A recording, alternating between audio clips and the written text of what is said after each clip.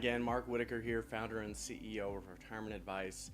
In the last video, I went over the various topics that we're going to cover in this retirement plan series.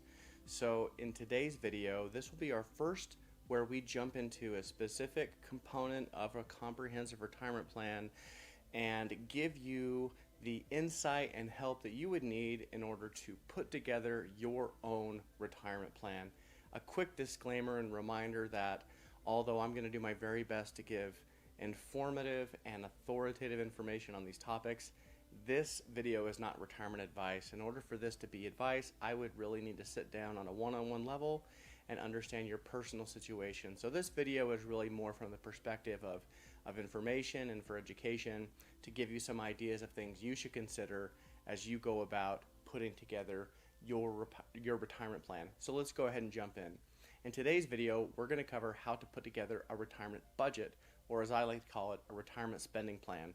There's a lot of ways to do this. This is not a dogmatic right or wrong thing when it comes to creating a budget. So I'm just going to show you the method that I prefer and that I found helpful helping retirees over the years in both classroom environments and as clients figure out how to put together their retirement spending plan. So the starting point with a retirement spending plan, from my perspective, is to look at what is your net income. And by net income, specifically what I mean by that is you're employed, what amount of money is actually hitting your checking account, hitting your bank account, that's spendable after-tax income on a monthly basis. I also start with net income because it excludes a couple of items that are treated a little bit differently once you're in retirement. Those items are payroll taxes, which are the taxes that you pay into the Social Security system and for Medicare. It also is going to exclude any retirement contributions you're making through work plans. So, for example, let's say that you're having money deducted on a monthly basis for your 401k. Well, once you're in retirement, presumably you're not going to do that anymore, right? Now you're in a situation where you're going to be spending those savings that you've accumulated over the years. So a net income is not going to include your 401k or other retirement account contributions that you make, through your employer before you get your paycheck.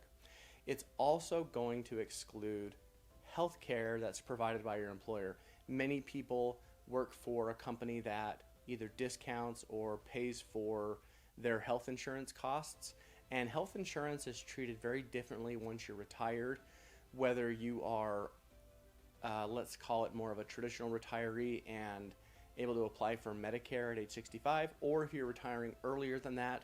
When it comes to health insurance, there are some very specific planning and strategies that come into health insurance. So we're gonna set healthcare aside, and I'm gonna address that in a totally separate video because there's enough there that I want to make sure it doesn't get lost in another topic. It's also going to exclude your income taxes. And income taxes apply whether you're retired or not. However, as a retiree, you usually have a lot more flexibility to determine how much taxes you pay. And that's because there are special rules within the tax code that if you plan out or map out your income appropriately, you can really have a very different tax situation than you might have now while you're employed. Okay, so with all of that aside, what I'd like you to do is start with your net income, that number that hits your bank account on a monthly basis or bi-weekly basis, whatever that is.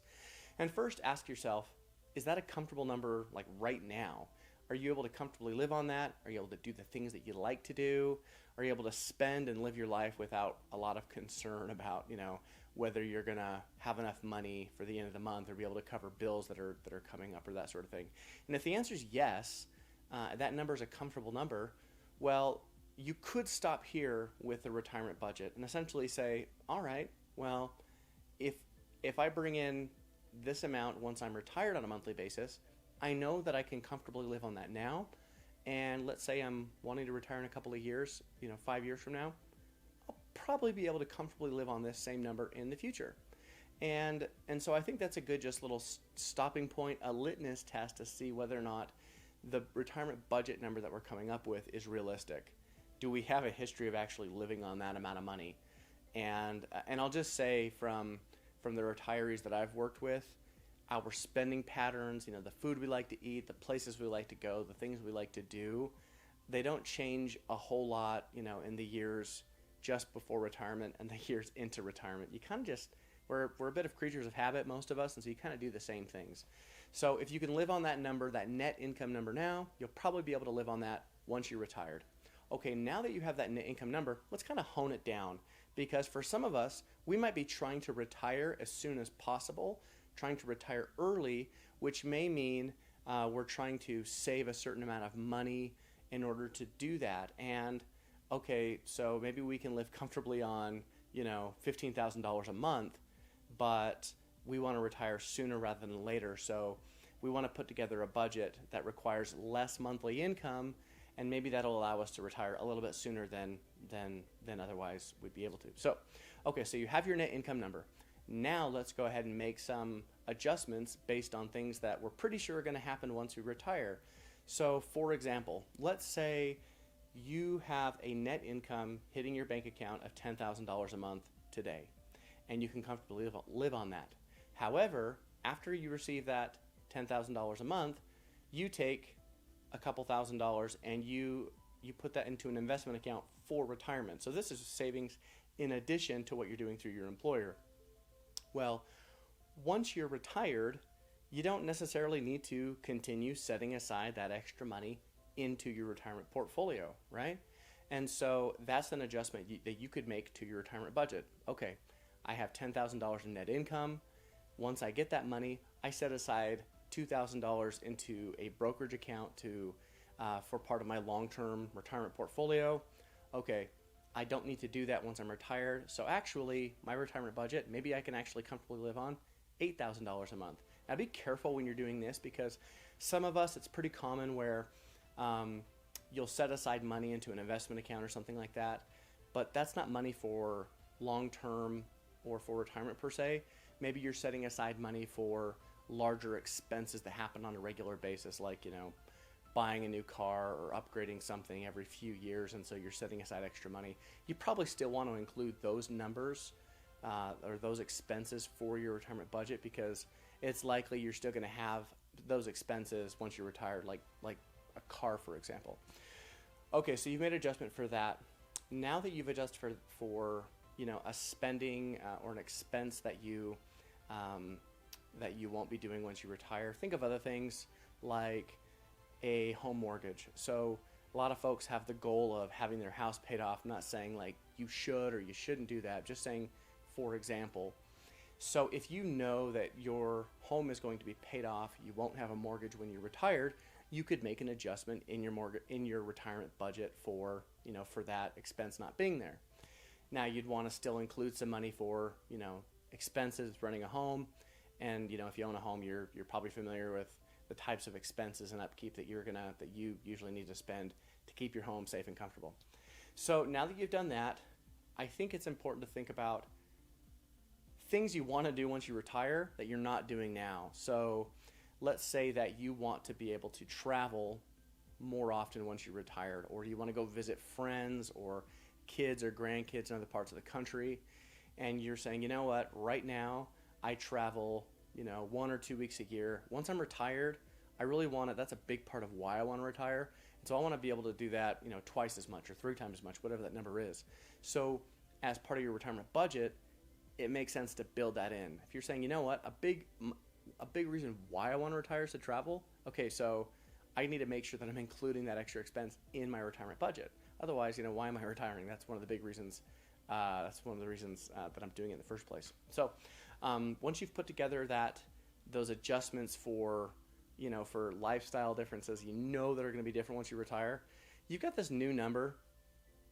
Looking at that number for your monthly budget, I would say some good little safety checks on that number are to compare that. You can compare it with your spending over the last year to see if that's kind of in line with what you've seen historically your spending has been. I bring this up specifically because a lot of us have expenses that they don't hit on a monthly basis, right? They hit on maybe like a quarterly or an annual basis or whatever. And so by looking at your spending, like a credit card statement or something from the last year, you can say, oh yeah, I've got that expense that I usually have to pay, every April or something like that. And so I want to make sure that I'm thinking about that expense in my retirement plan. Another good litmus test for your budget is to have your partner, if you're married, have your spouse take a look at it and say like, hey, does this look realistic to you? Am I missing anything on here? Because like in my marriage, my wife we kind of share responsibilities, and there's things that are kind of top of mind for her that I'm just kind of checked out on, and vice versa. And so that's a really good idea. Just double check it with your spouse, or if you're planning it together, kind of look over it and see if there's something that you're not thinking about or that you've left off that maybe your spouse is a little more on top of. So these are just some ideas and some thoughts around how to create a retirement budget.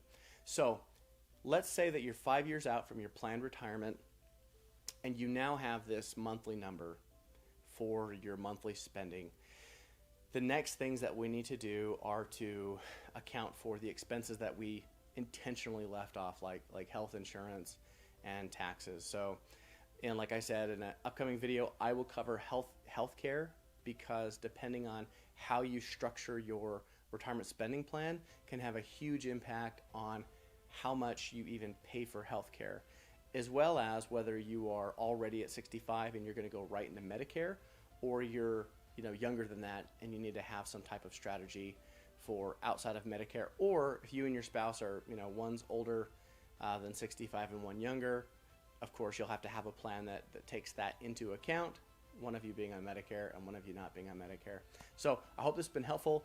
Tune in. If there's an additional topic that you really want to make sure I cover in the upcoming weeks, just go ahead and leave me a comment or shoot me an email. I'd be happy to put together a video that addresses a specific topic if there's enough interest in it. I really want these videos to be as helpful as possible to help everybody to retire with confidence and to put together a plan that will help them live the retirement life that they really want to. And so until next time, like always, be kind to yourself, be kind to others, and I look forward to seeing you next time.